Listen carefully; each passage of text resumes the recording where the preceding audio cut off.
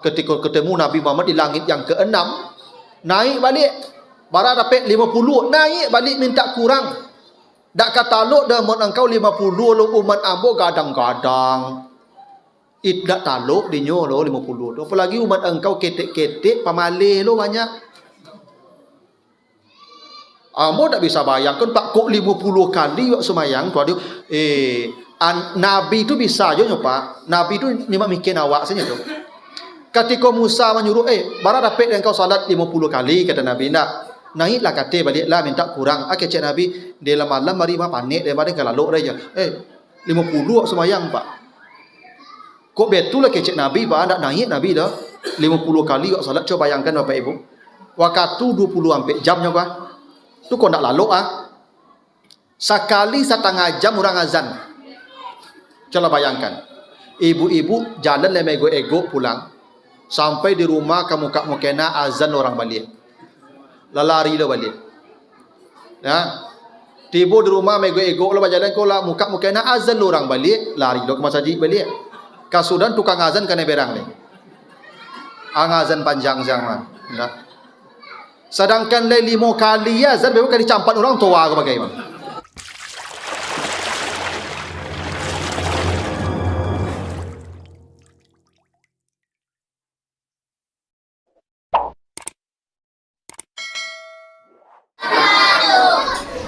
Alhamdulillahi Rabbil Alamin. Assalatu wassalamu ala ashrafil anbiya'i wal mursalin wa ala alihi wa ashabihi ajmain. Nah Bapak Ibu yang saya muliakan, terkait ya Isra dan Mi'raj, ini pembicaraannya sebenarnya Bapak Ibu sangat panjang. Jadi kalau kita bicara Isra dan Mi'raj, tidak cukup waktu 1 jam. Bahkan 1 malam pun belum tentu selesai. Karena begitu panjangnya rincian perjalanan Nabi ya, mulai dari Makkah startnya sampai ke Palestina ya, Baitul Maqdis, naik lagi ke langit sampai ke Sidratul Muntaha, naik ke aras, turun lagi ke bawah, balik lagi ke Makkah. Apa saja kejadian-kejadian yang dialami Nabi, yang diperlihatkan kepada Nabi, itu panjang ceritanya Bapak Ibu. Tak mungkin saya jelaskan dalam waktu yang pendek ini ya. Karena itu ya, kebetulan saya sudah menuliskan buku tentang Isra dan Mi'raj itu. Ya, ini bukunya. Saya bawakan satu untuk Bapak Ibu, nanti saya titip di masjid. Yang mengkopi silakan dikopi, yang baca di sini silakan baca di sini. Ini saya kumpulkan dari beberapa sumber yang sahih ya, rujukannya sangat otoritatif. Jadi rincian peristiwanya Bapak Ibu baca saja di buku yang sudah saya susun ini. Kita akan bicara bagian-bagian penting saja ya, sampai jam 10 kurang 1/4. Baik Bapak Ibu yang saya muliakan, Isra dan Mi'raj itu 2 peristiwa. Jadi Isra dan Mi'raj itu 2 peristiwa. Makanya orang Arab menamakannya dengan waw, al-Isra wal Mi'raj. Isra dan Mi'raj pakai dan Bapak Ibu ya. Cuman orang awak aku pencapek ya, segalonya dikarik-karik ya, sehingga Isra Mi'raj padahal tu 2 tu Bapak Ibu, Isra dan Mi'raj. Awak kan citu tu namo citu ya cuma mengkarik-karik aja. Namanya Abdurrahman, kerancak tu hamba Tuhan. Panggilnya Man. Okay. Namanya Abdul Latif. Orang Arab tidak pernah memanggil kecuali lengkap Abdul Latif. Karena kalau dipotong-potong tidak ada artinya. Cuma awak Abdul Latif panggil Latif, hilang maknanya. Ada yang paling bahaya lagi, namanya bagus, Muslim, panggilannya Imui, jauh bedanya. Ya. Bustanuddin kerancak tu, harus lengkap tu. Bustanuddin harus lengkap. Di awak ndak Ibui. Jadi itu penyakit orang awak, itu pancapik. Jadi al-Isra wal Mi'raj itu 2 kejadian, 2 peristiwa. Apa itu Isra?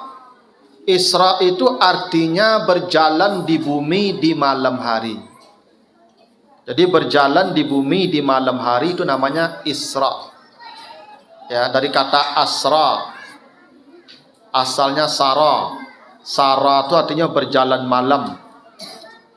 Jadi kalau ada namanya Sarah, itu yang suka berjalan malam artinya. Itu Sarah namanya. Jadi kalau ada namanya Sarah, itu yang suka berjalan malam. Itu makanya Israel. Israel itu gelar Nabi Yakub. Namanya Nabi Yakub, gelarnya Israel.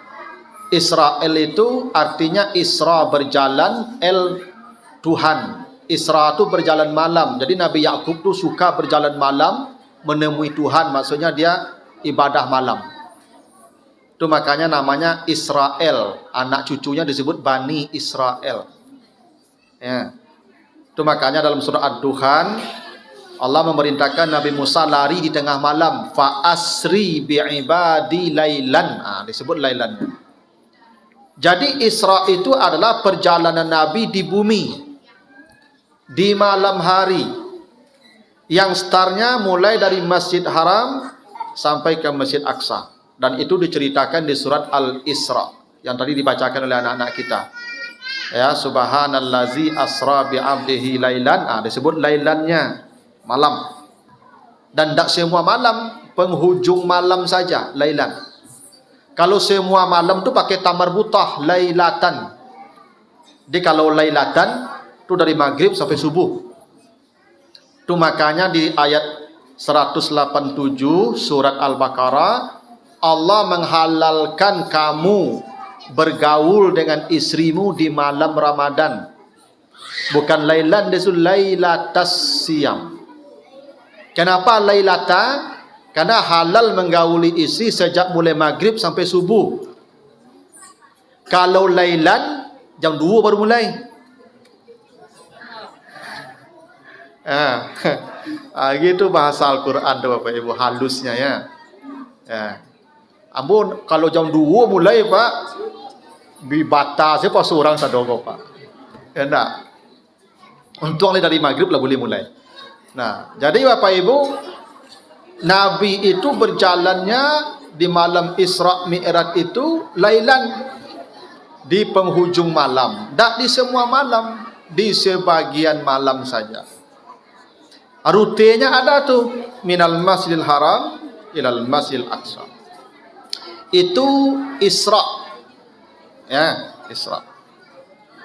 Mi'raj, apa tuh Mi'raj? Mi'raj itu artinya naik.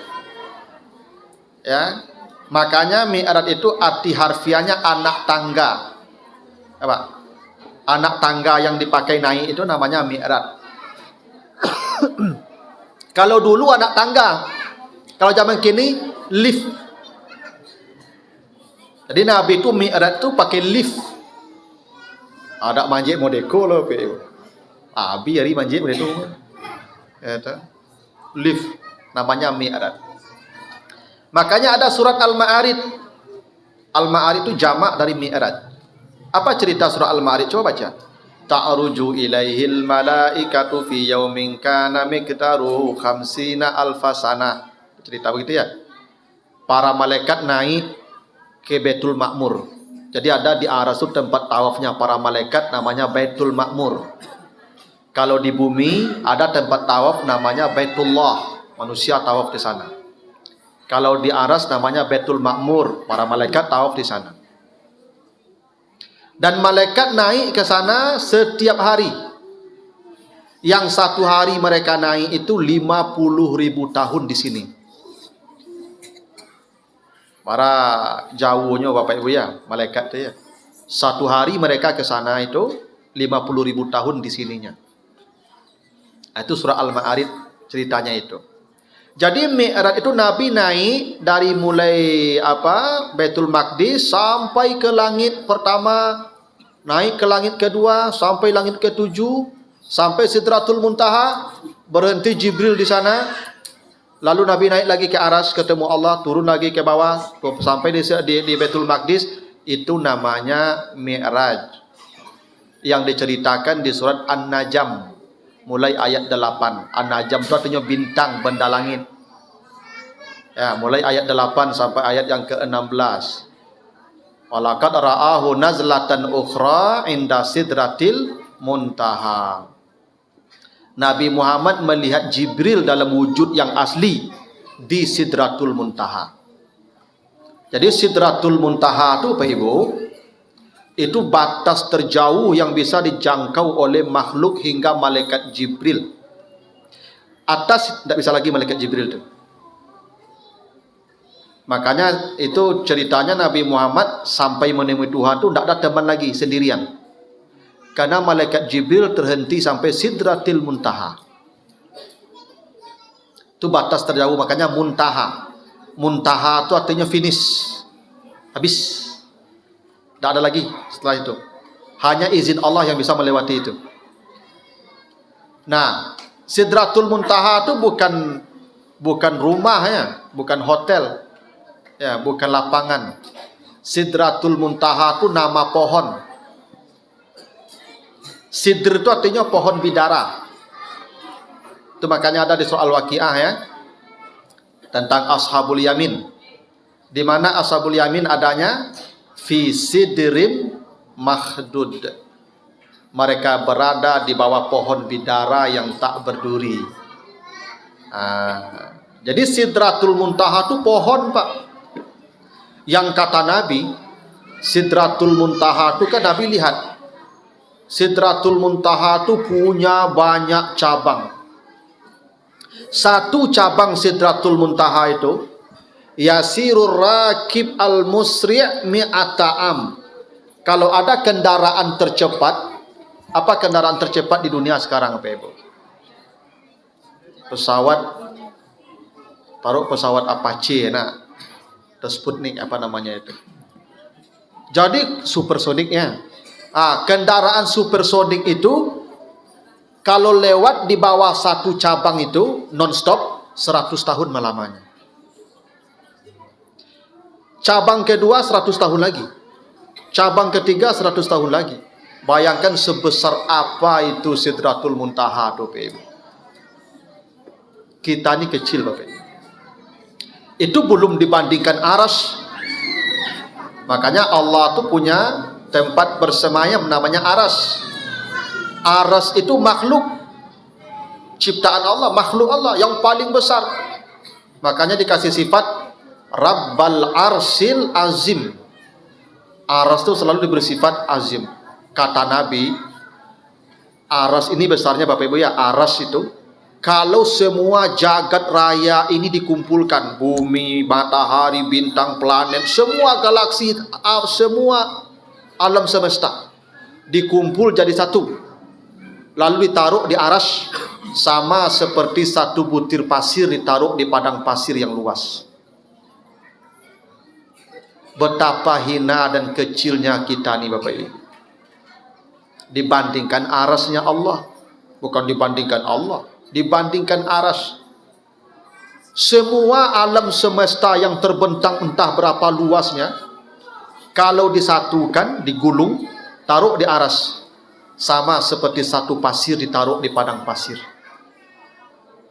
Nah, Nabi ke sana tuh, ketemu Allah di malam itu. Nah, Bapak Ibu, jadi cerita Isra dan Mi'raj ini diceritakan di dua surat berbeda.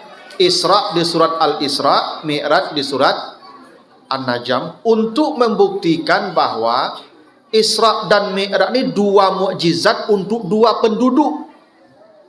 Isra berjalan dari Makkah ke Palestina, balik lagi ke Makkah dalam waktu yang singkat. Tidak ada manusia yang mampu melakukannya sampai hari kiamat.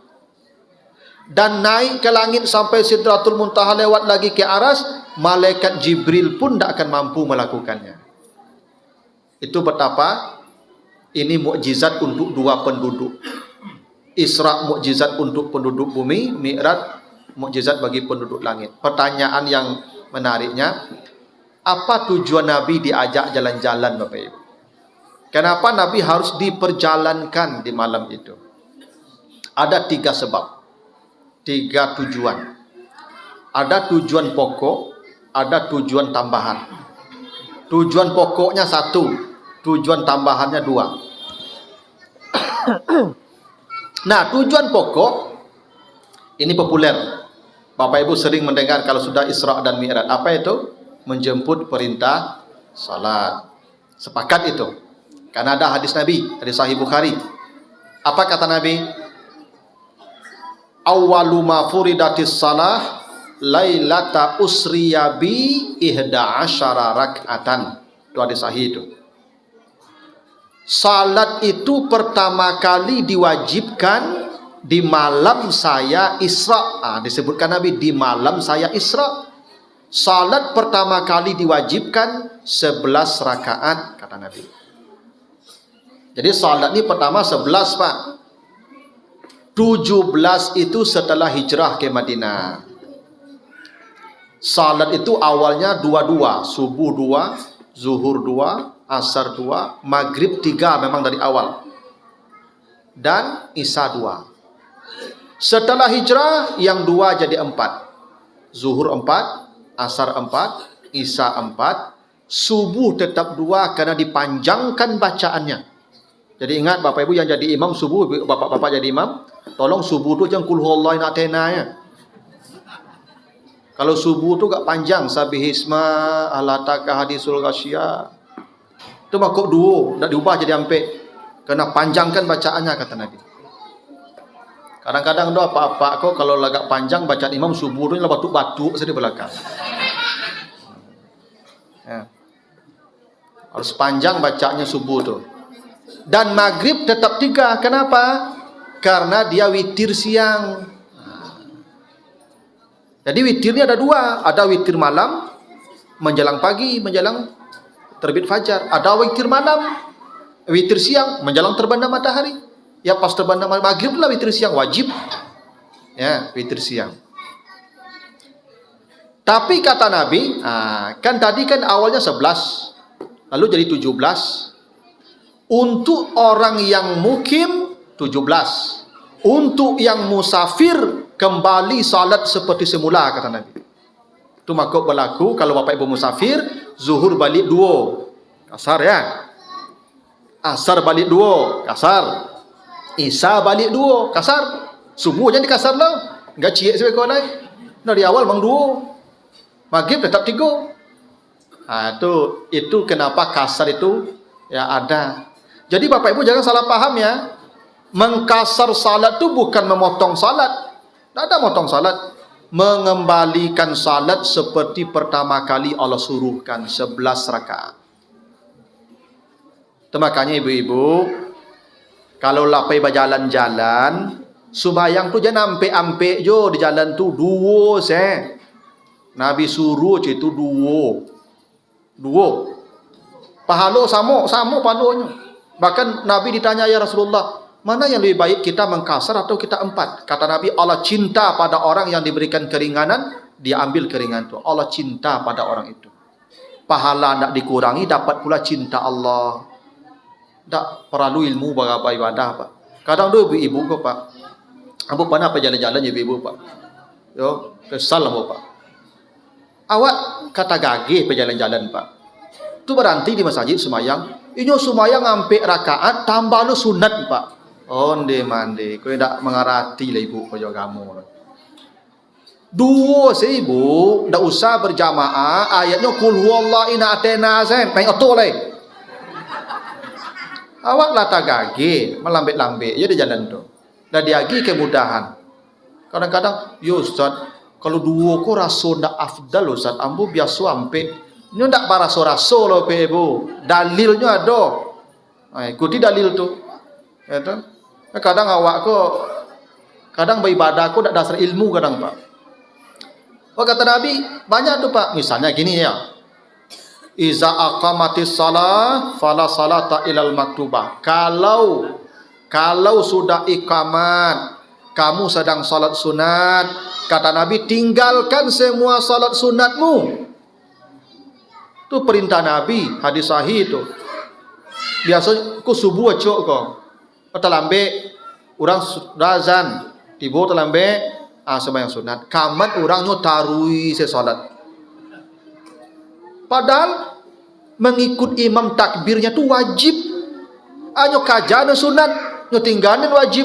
Yang pahala sunat lapeh, yang pahala wajib hilang, maka rugi itu. Kalau nyo tinggalan sunat tu nyo lepas dia semayangnya dia tak sudahnya lah, pahala sunat tetap tambah pahala wajib dapat. Itu ibadah tu pe. Jadi besok ibu-ibu apa-apa kau terlambat tiba pagi tu orang kai kamat, salatlah nak ba'alo, pi kok sarakaat baru berhenti selai kamat orang tu. Kadang ada apa-apa kok nyo terlambat tiba.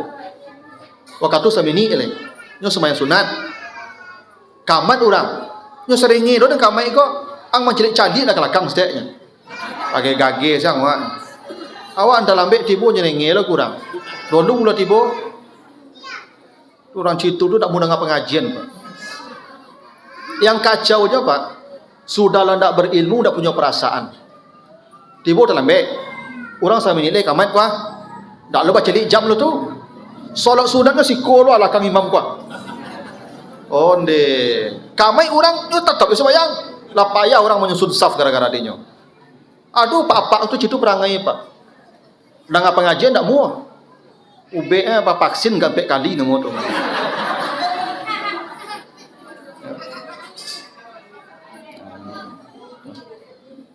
Jadi ibadah tu tak bagak-agak lebih wujud dasar ilmu. Tu makanya Nabi itu ya mencontohkan. Mohon maaf Bapak Ibu agak apa tu. Nabi itu mencontohkan kalau beliau sedang puasa sunat. Hadis sahih Aisyah itu. Lalu ada orang mengundang makan. Boleh makan? Ya, makan. Aisyah berkata, ya Rasulullah, kaduh dia lihis. Ya Rasulullah, saya dikasih orang his dari pagi tadi. Saya tunggu engkau tidak makan. Makan awaklah. Kata Nabi, makan. Makan Nabi. Padahal Nabi sedang puasa, Pak Ibu. Kenapa? Karena memenuhi undangan itu wajib. Puasa sunat. Yang sunat tinggalkan, yang wajib ambil.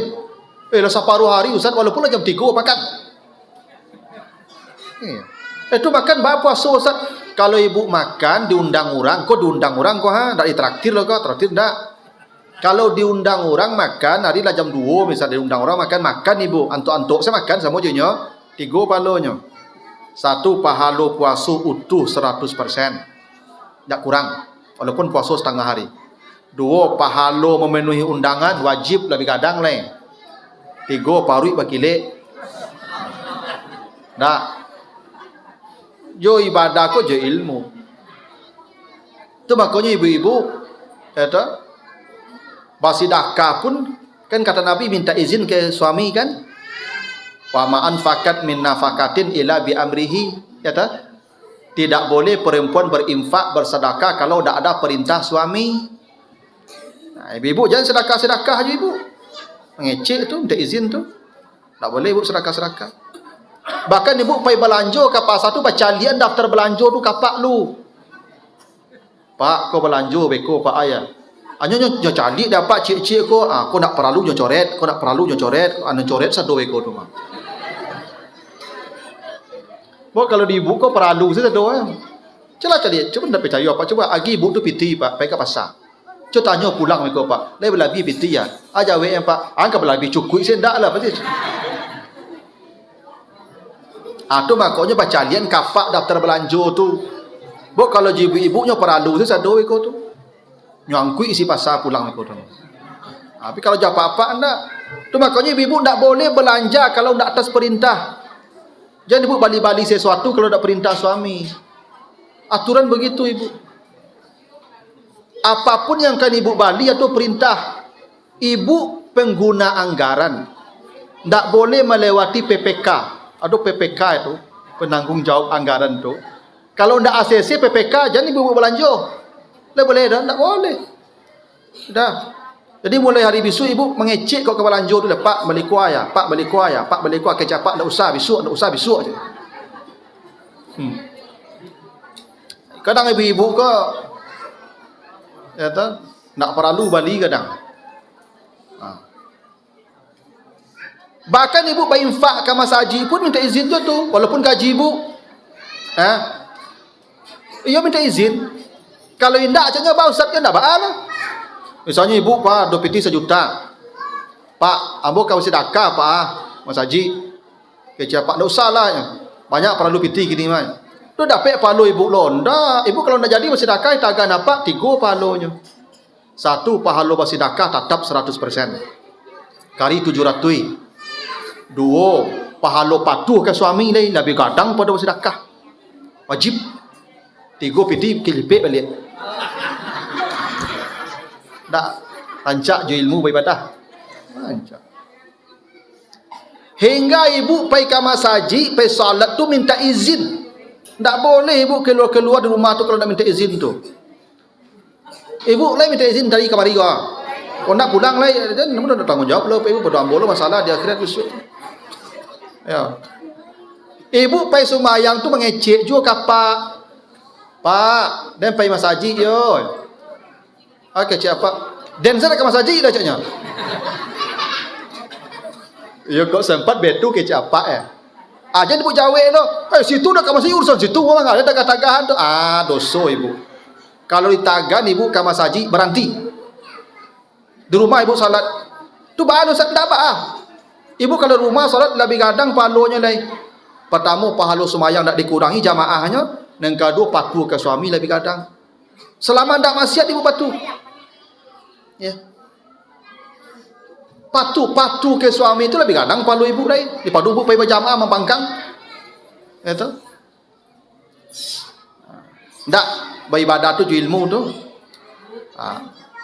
Tak ada satu pun kecuali ada atas ya perintah suami. Nah begitu Bapak Ibu. Jadi kalau Bapak Ibu nanti pergi jalan-jalan, jangan ampe semayang dua-dua. Jadi kata Nabi begitu. Jadi memang Isra dan Mi'raj itu menjemput salat, dan itu hadis sahih. Walaupun setelah Mi'raj itu ada perubahan lagi dalam salat.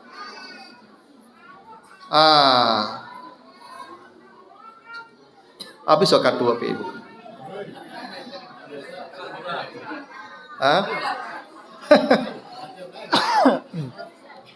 Barang minit lewat tambah 10 minit lagi. Okay. Kalau Bapak Ibu tak setuju ditambah, tercukup. Kalau setuju tambah, kita tambah ya. Baik. Jadi itu tujuan pokok. Ya agak 5 minit juga tak apa-apa Bapak Ibu. Anak-anak Pak yang di belakang tolong suaranya lagi diatur ya. Nah Bapak Ibu, ada jadi tujuan pokok itu salat. Dan salat ini Bapak Ibu bukan ibadah yang pertama manusia kita mengerjakannya. Salat itu sudah ada sejak Nabi Adam. Apa buktinya Bapak Ibu? Baca surah Al-Mudaththir ayat 41-42. Ketika penduduk sorga datang ke neraka. Jadi besok kita akan berkunjung ke neraka Ibu. Pasti itu. Besok di surga tu nanti baca Al-Mudaththir tu ya, mulai 40 sampai 43 itu, fi jannati yatasaalun. Di sorga tu penduduk sorga tu saling mauta-ota. Jadi di surga tu tak ada orang ceramah-ceramah madeko lepe bunga ceramah-ceramah surga tu. Di surga tu mauta-ota, duduk mauta-ota, makan minum tak berhenti, latih tak ada. Bidadari bidadara oi. Di surga tu nak tanggung bahagianya lah Pak. Orang mauta saya tarui, ganti-ganti saya mauta mengecek. Orang sanang lah, kalau orang sanang kan kadang mauta. Ya Pak. Ini orang miskin enggak dak mauta ke diotan. Nyo nang kadang suara ko, nang kadang otak ko, ya nelai. Ya ndak nang sanang hidupnya, nang sanang hidupnya. Makanya di kampung ambo ada pameo Pak Ibu. Ada 2 orang yang tak boleh dibantah di dunia ke orang kampung ambo. 1 orang kayo, 2 orang gilo. Itu tak boleh dibantah loh Pak. Jangan dibantah-bantah yang 2 tu. Orang kayo kok dibantah tak nyobain tak beko loh. Kok dilapau sebut orang kayo mengecik orang kayo tu. Nyobain beko tu. Tapi cuma lah mengecik Pak. Malah tak kau nyobain beko lo tu. Sayalah Pak. Tu beko orang kayo tak boleh bantah. Nang kado orang gilo. Kalau orang gilo dibantah nyampuk Pak. Ancak yuyut saya orang gilo dah ngecik. Iya Pak. Nah, di sorga tu kita saling mota-ota. Ya. Dan mota ko sayo saya Pak, ya tasaalun, cik bertanya, cik menjawab, cik menjawab, cik bertanya, cik bertanya, ndak ada saling bantah. Jadi orang di surga tu besok cupin ipin saya Pak. Mengecek seorang betul.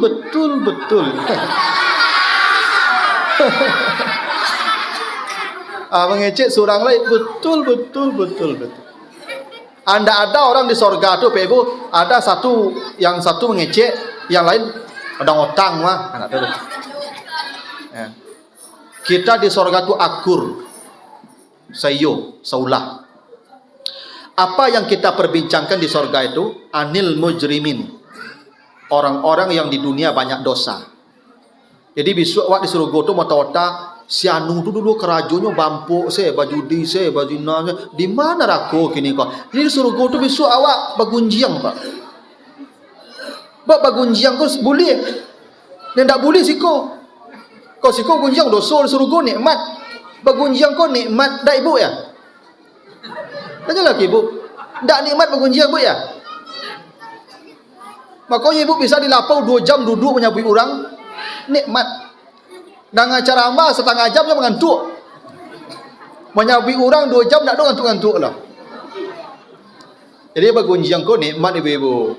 Karena nikmat nanti diadakan di sorga. Boleh. Sama dengan khamar. Khamar tu kan nikmat tu. Maka di sini haram. Di sorga minum dikasih sungai. Wa anharun min khamrin. Ada sungai-sungai dari khamar. Jadi besok ada sungai bir, sungai whisky, sungai brandy. Ada. Sungai ibu, sungai. Yang lebar sungainya kata Nabi perjalanan 40 tahun. Apa panjangnya kira tu Pak? Lebar sungai itu sungai bir. Bir itu lebar sungainya sampai 10 tahun perjalanan. Tak ada desa ketik di surga tu lah Pak Ibu. Orang kalau minum bir di surga tu besok tak mau deko lah. Mencabu saya ke dalam tu Pak Ibu. Itu surga tu ha. Nah, di surga tu kita bincang-bincang nanti tentang sianu. Kata Allah datanglah ke neraka. Pergilah ke neraka. Datanglah kita sama-sama ke neraka. Itu makanya kata Allah la tarawunnaha ainal yakin. Kau akan lihat nanti itu kata Allah. Setelah sampai di neraka, terjadi dialog. Apa dialognya? Bertanya penduduk sorga tadi, masalakakum fi sakar. Hei, kenapa kalian masuk neraka? Kenapa kalian masuk neraka?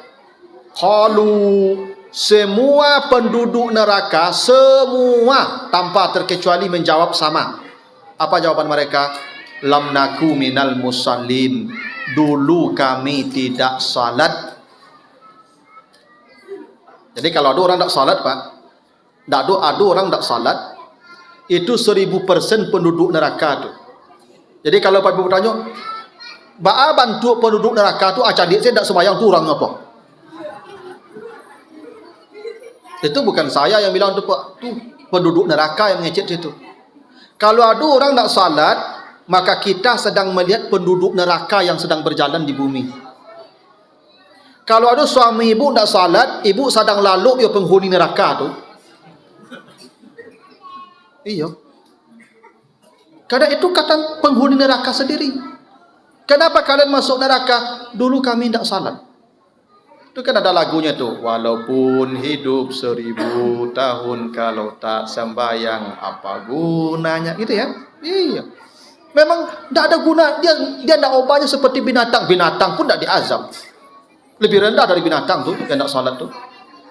Jadi kalau ada Bapak Ibu punya keluarga, anak apa yang tidak salat, itu menangislah dari sekarang. Karena dia sudah pasti berteriak dalam neraka nanti itu. Ya. Ini menjadi bukti salat sudah ada sejak Nabi Adam. Karena penghuni neraka bukan hanya umat Muhammad yang tidak salat, ya sejak Nabi Adam. Itu makanya Nabi Ibrahim, coba baca nanti surat Ibrahim ayat 37. Ibrahim memindahkan Ismail yang baru lahir dari Palestina, dipindahkan ke Makkah. Sebulan berjalan kaki di pinggir Ka'bah, ditaruh di rumah Allah Baitullah Al-Haram. Untuk apa Nabi Ibrahim meninggalkan anaknya di samping Ka'bah? Rabbana liyuqimus shalah. Ya Allah, tolong anak saya jaga salatnya. Berarti Ibrahim salat. Makanya anaknya tinggal di samping rumah Allah supaya salatnya bagus dekat masjid. Jadi beruntunglah Bapak Ibu tinggal dekat masjid kok. Nabi Ibrahim itu berjalan kaki sebulan masih sampai anak dekat masjid. Tanah tandus gersang.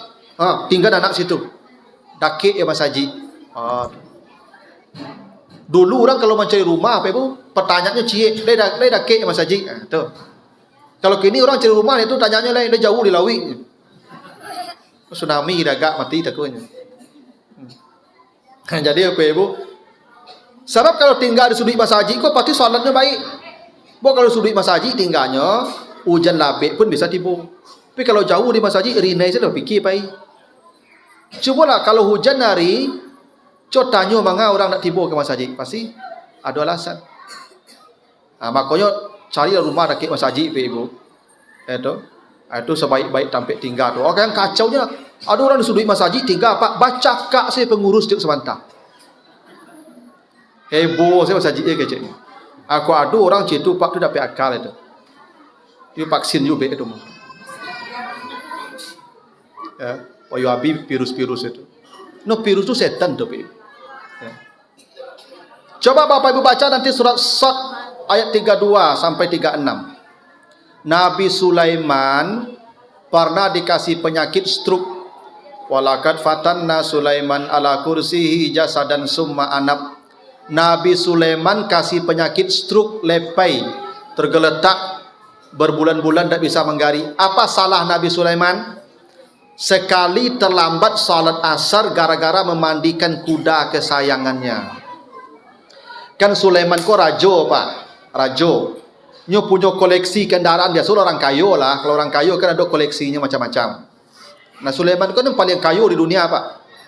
Tidak akan pernah lagi ada manusia sekaya Nabi Sulaiman. Karena Sulaiman sudah berdoa, ya Allah jangan ada lagi orang seperti saya sampai hari kiamat. Nah, koleksinya banyak nih. Kuda-kuda mewah. Satu kali sore hari ketika memandikan kuda, hampir terbenam matahari, belum salat asar. Ingat dia bertobat dia kepada Allah, salat asar dia. Setelah bertobat, semua kudanya disedekahkan. Tidak ada lagi kuda satupun, sedekahkan. Dia berjalan kaki sejak saat itu. Tetap dikasih penyakit oleh Allah, stroke. Coba bayangkan tu pak. Sekali terlambat salat asarnya stroke. Andai diberlakukan ke bapak ibu tu lebih lepai sedoma. Baracu terlambat salat nak, sehat-sehat je bar.